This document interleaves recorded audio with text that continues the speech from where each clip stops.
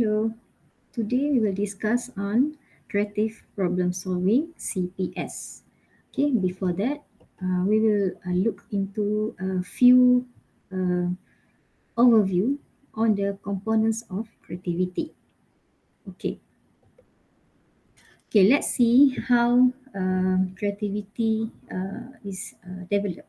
Okay, what are the elements that um, um create creativity in everyone's your own self.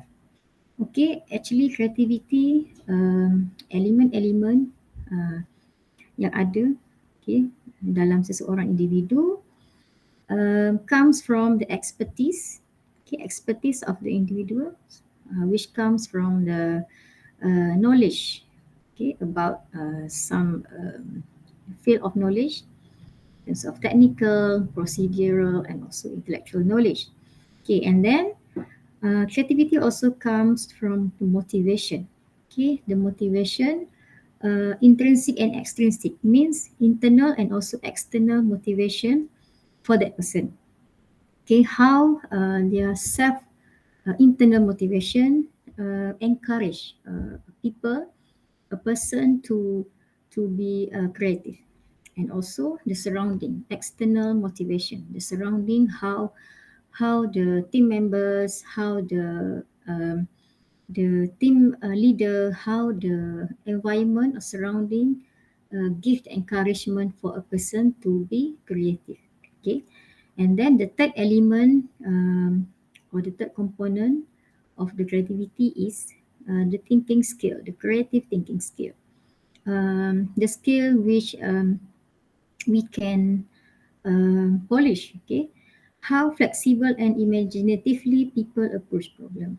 Okay, how people approach problem, how creative, okay, people approach a problem. So all the components when combined together akan membentuk creativity. Okay, so macam mana creative thinking, okay, kita tengok kepada creative thinking. Skill creative thinking adalah a way of looking at problems or situations from a different perspective or a fresh perspective to find solution for problems. Okay, creative thinking can be stimulated both by an unstructured process or by structured process. Okay, unstructured process such as brainstorming, or structured process such as lateral thinking. Lateral thinking later we will see in detail. Okay, how about critical thinking? Okay, this is creative thinking. Okay, this one is critical thinking. Critical thinking is the ability to think clearly and rationally. Okay, someone with critical thinking skills is able to do the following. Okay, we put a problem or we find a solution plus with rational. Okay, we try to solve problem rationally. Okay, not only just through idea, but we look into problem, we look into solution um, uh, in a practical way. Okay, in rational. Okay, and then both the combination of creative thinking and also critical thinking.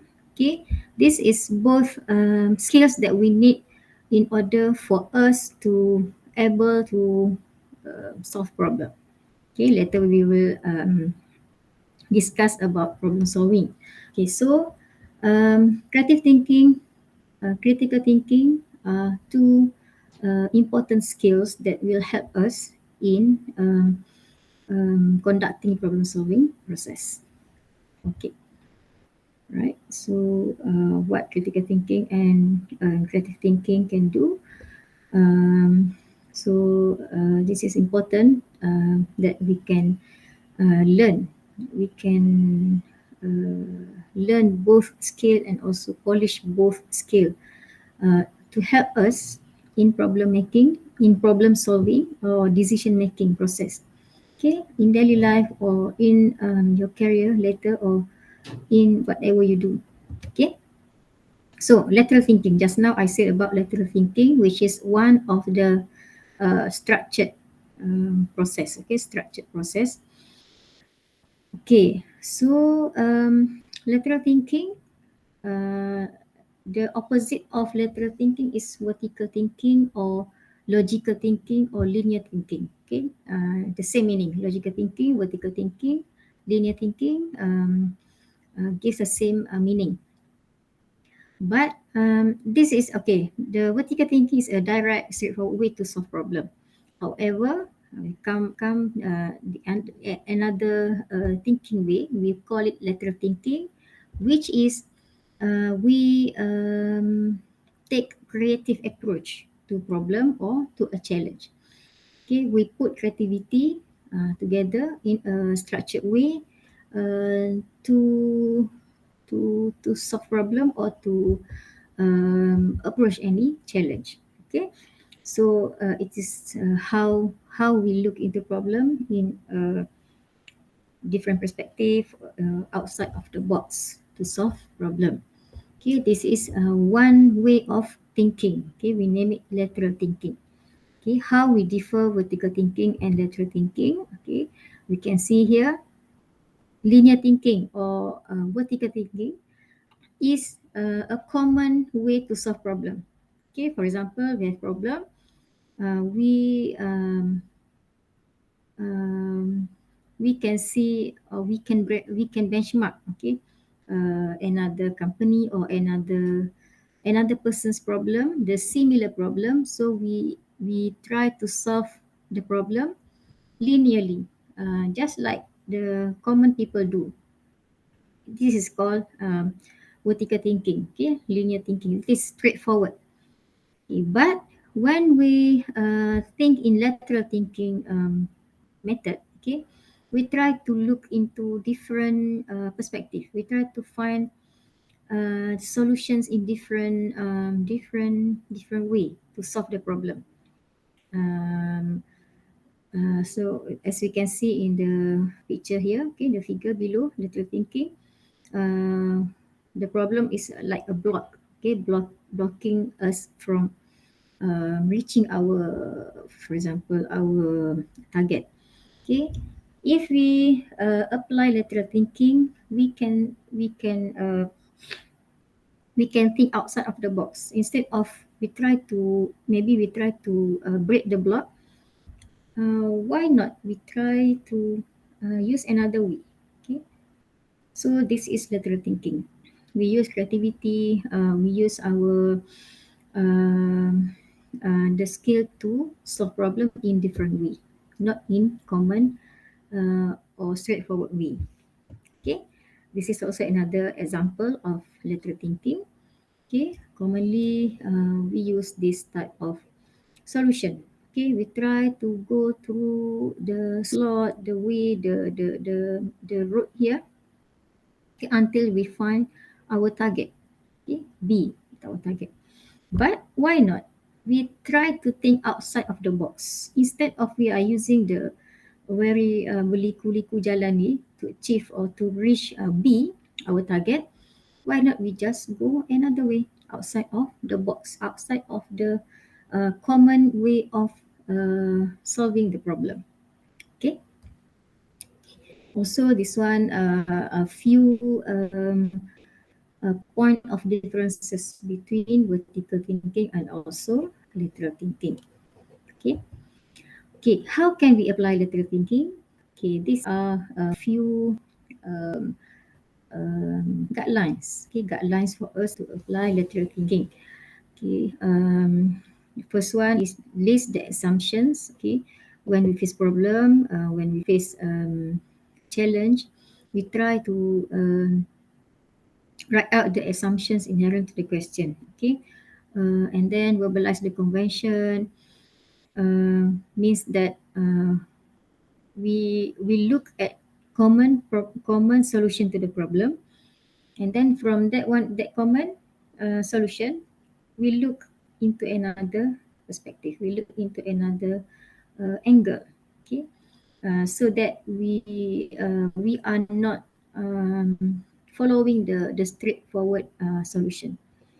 Okay, and then question the question means we try to rewrite the question and to find out what are the keyword of in the question, for example, and then we try to understand the question. And then another one is that words. Okay, sometimes instead of we are moving forward, we try to move backward. We try to find, we try to identify what will be the solution, and then we try to work backward. Okay, and then change perspective. Okay, just now I told you that lateral thinking is how we look the problem and we find the solution in different perspective. Okay, so we are not using the same or the common way of solving the problem.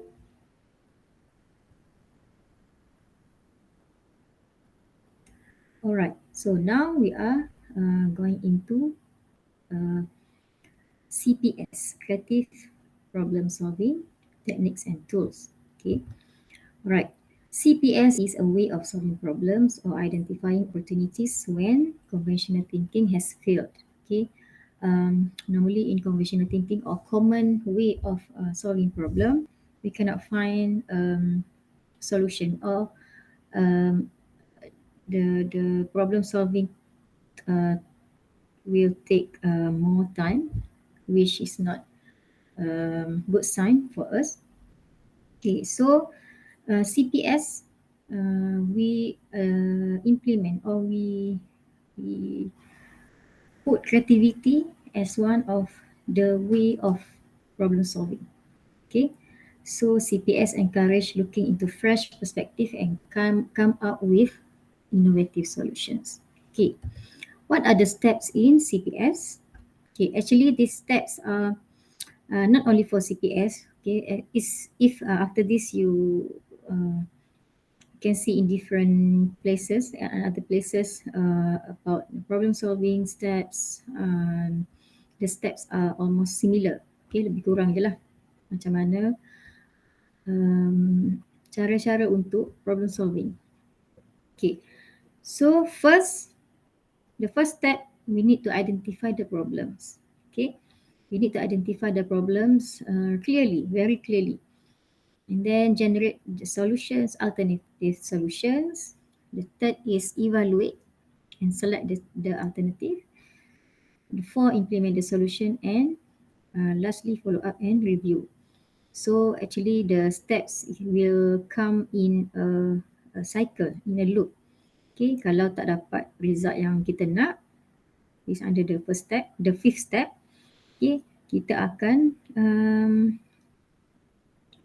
generate solution lain ataupun kita akan select solution lain dan kita implement. So ini akan jadi satu loop lah. Okay, kita akan continue untuk improve. Right. So kita akan tengok one by one for each step, what are the meaning, okay, and the way we do it. Okay, the first one, identify problems. What is your problem? So actually sometimes dekat first step ni lah yang kebanyakan orang buat kesilapan. Sebab kita rasa, okay, sometimes kita rasa kita ada masalah, but sebenarnya kita tak jelas what are the problems. Okay, what is the problem actually? Okay, that's why the first step kita kena betul-betul identify the problem. Kita kena clearly state what is the problem actually. Okay, and then kita keluarkan dengan satu problem statement. Okay, lepas kita dah bincang, okay, bincang. Apa sebenarnya problem kita? So kalau first step ni pun dah gagal, maksudnya kita sebenarnya the next step tu kita dah membazirkan masa dan juga tenaga memikirkan solution kepada wrong problem, ataupun sebenarnya itu bukan masalah.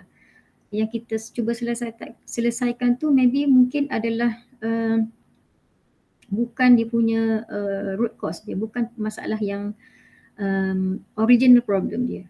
Okay, jadi first step ni sangat penting. Kita kena identify, kita kena make sure kita dapatkan satu problem statement. Jadi kalau nanti in future kena nak buat research, okay, contoh dekat sini problem ni ada macam-macam lah. Kalau you are industri or you are a student, dekat mana-mana saja akan ada masalah. So kalau ada masalah ni ada banyak-banyak lah, dari segi research problem, dari segi resource problem, design problem dan sebagainya. So kalau ada masalah, kena kaji dulu masalah tu, make sure masalah tu adalah sebenarnya betul-betul masalah dan dapatkan fakta-fakta yang diperlukan pada masalah tu. Okay. Gather necessary and sufficient data untuk support masalah kita. Okay. Kalau contohnya in research problem, okay, kita mungkin kita rasa benda tu masalah, tapi in research ataupun dalam semua masalah yang ada, kita kena ada data untuk support problem kita. Betul ke ini Rasa? At least ada analisis, ada statistik yang mengatakan okay, masalah ni betul-betul problem berdasarkan statistik daripada badan-badan yang berwajib lah. Okay. So kita tak boleh simply kata ini masalah. So kita, kalau kita cuba selesaikan masalah yang kita pun tak pasti, finally kita dah membazir masa dan juga tenaga. Okay, once problem kita dah identify, kita dah tahu dah masalah ni yang kita nak selesaikan, barulah kita pergi kepada next step, iaitu generate alternative solutions. Okay, untuk this step sebenarnya kita apply divergent thinking. Okay, divergent thinking adalah ada dia punya step-step dia yang mana kita encourage mungkin dalam team tu semua orang untuk keluarkan idea. Keluarkan idea, apa-apa sahaja idea, sebanyak mungkin idea. So dekat sinilah kegunaan divergent thinking. Okay. Contoh divergent thinking metodnya adalah brainstorming. Okay. So bila kita buat brainstorming, kita keluarkan idea. Okay. Dan lateral thinking juga apply. Macam previously, they state that divergent thinking, brainstorming ni adalah dia unstructured. Okay. Kita just blast the idea from nowhere. Lateral thinking dia lebih structured. Okay, apa-apa idea kita cuba susun dia betul-betul lah. Tapi yang penting dekat second step ni, generate alternative solution ni, no evaluation, no judgment. Keluarkan saja idea yang ada. Okay. Third step adalah evaluate and select an alternative. Okay, this is the step where we evaluate all the alternative solutions that we come out in step 2. Okay, dekat sinilah kita apply convergent thinking.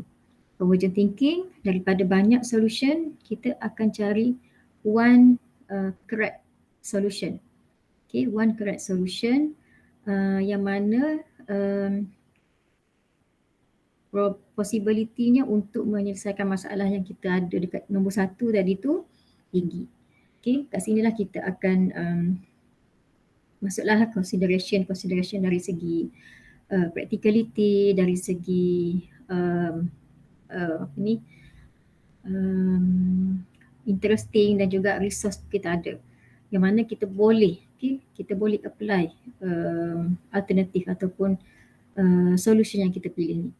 Okay, once kita dah pilih, kita kena clearly state lah apa alternatif ataupun solution yang kita dah pilih ni. Okay. Then, bila dah ada alternatif, kita dah buat pilihan, kita boleh implement lah. Okay, step 4, kita implement apa yang kita dah pilih tadi. And then, selepas implement, kita kena monitor. Tak boleh implement and then just macam tu je. Kita kena follow up dan review the result. Okay, monitor. Bila kita dah plan, monitor. Kalau perlu collect data. Okay, kalau perlukan gather apa-apa information sahaja yang boleh kita buktikan bahawa result ataupun solution yang kita implement tu betul-betul dapat menyelesaikan masalah yang dekat step 1 yang kita dah identify tadi. Okay, so kita dapatkanlah kumpul data, and buat analisis. And then kita review the result against the problem. Okay, kalau boleh selesaikan, okay, baguslah, maksudnya kita punya proses problem solving tu berjalan dengan lancar. Tapi kalau tak sepenuhnya boleh menyelesaikan masalah, kita repeat lah. Okay, Okay, step ni akan berlaku, dia akan keep on continue lah, okay, sebab dia adalah kita panggil sebagai continuous improvement, okay, keep on improving. Alright, so itu adalah 5 step dalam creative problem solving. Jadi itu saja untuk creative problem solving. Kita dah belajar apa elemen-elemen dalam kreativiti dan juga apa yang diperlukan, konsep-konsep ataupun jenis-jenis thinking yang digunakan dalam kita menyelesaikan masalah dalam problem solving ataupun creative problem solving lah. Okay, ada tool-tool yang kita boleh apply, contohnya brainstorming dan juga apa-apa tool yang berkaitan dengan divergent thinking dan juga convergent thinking. Okay, so itu sahaja. Terima kasih.